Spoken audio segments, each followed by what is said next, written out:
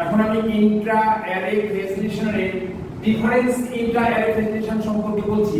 তার জন্য বোঝানোর জন্য যে টাইটেলটা নিয়েছি সেটা বলছি ডিফারেন্স বিটুইন শিবিজম এন্ড শাক্তইজম। শিবিজম এন্ড শাক্তইজম, তাহলে এই যে এখানে আমরা এটা থেকে বুঝতে পারছি এটা একটা রিলিজিয়ানের বই।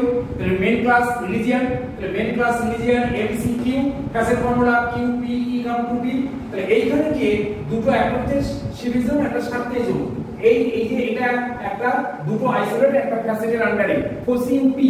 তাহলে হিন্দুইজম হচ্ছে ফ্যাসেট, তার নাম্বার 2, তার চেইন সিস্টেম বা অ্যারে হচ্ছে একটা হচ্ছে শিবিজম একটা হচ্ছে শাক্তইজম। তাহলে এই মাঝখানে যেটা যুক্ত হবে সেটা হচ্ছে phase relation difference Intra facet Intra array phase relation difference intra array phase relation.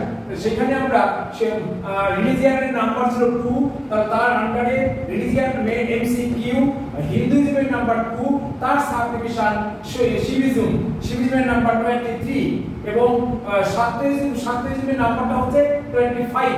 মাঝখানে আমরা ফেজ রিলেশন নিয়েছি difference intra array phase relation zero connecting symbol আর ওটা হচ্ছে স্মল w। তাহলে 0w এটা হচ্ছে আমাদের difference intra array phase relation.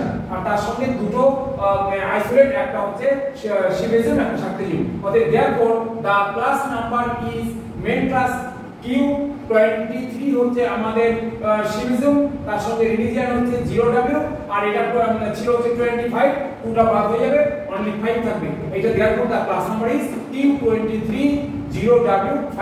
ওকে।